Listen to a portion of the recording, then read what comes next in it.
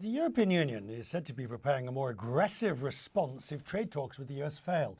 Some European firms may stand to benefit if the bloc promotes more investment opportunities at home, or indeed allows M&A activity. Competitiveness has been the top priority for the EU ever since the Draghi report. Yes, I said it. The Draghi report came out in September. France's Emmanuel Macron told me back in February anything that kills competitiveness, beg your pardon, needs to be rethought. We have to accelerate this competitiveness agenda for AI and the other sectors. So this is a strategy, and this is how Europe can bridge the gap.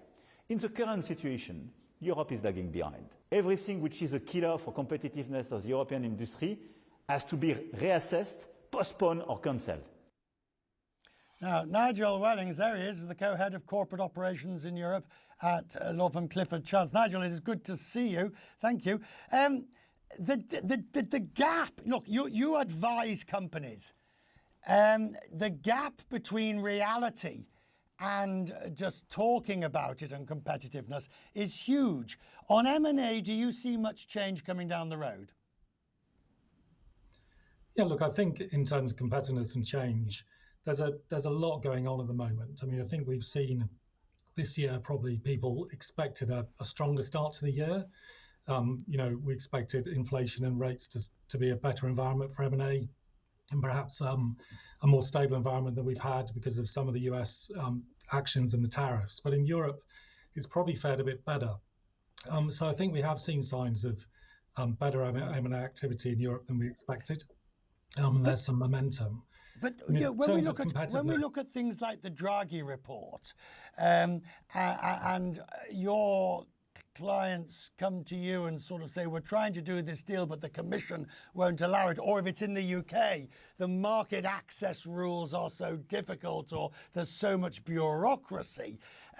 This is really causing a huge productivity loss for the continent.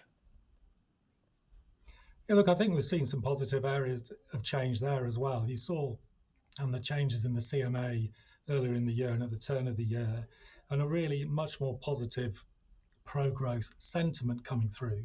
And I think that the devil is always in the detail a little bit with regulation, as you might expect. It becomes more nuanced.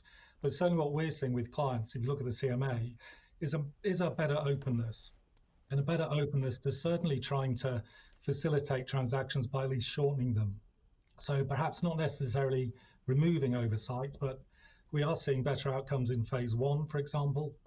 The UK CMA has a two-phase approach, as many regulators do, but we're seeing them being open to talk about stronger remedies in that phase one and therefore clear deals. And we've seen real examples of that coming.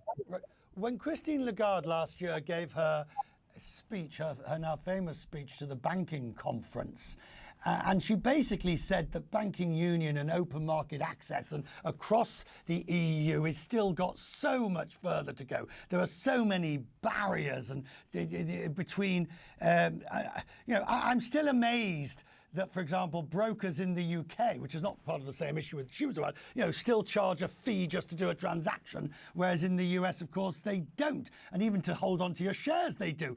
The gap, I just wonder what it's going to take for reality to sink in that this root and branch change needs to take place. Yeah, again, I think you're seeing a couple of, it does take time. I'm not going to say it doesn't. Then again, you had Rachel Reeves' presentation at Mansion House last week, trying to bring in some regulatory change in the UK listing rules to facilitate M&A. And while it's not necessarily a pure driver for M&A, certainly trying to facilitate.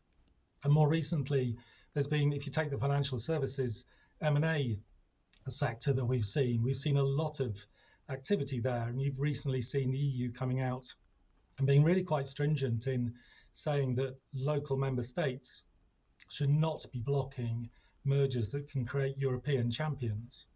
And that's really quite a big shift. So I do agree with you that it takes time, but I think there is a sentiment there that we're hearing quite loudly. Nigel, I'm grateful to have you with us tonight. Thank you very much, sir, for joining us. Thank you.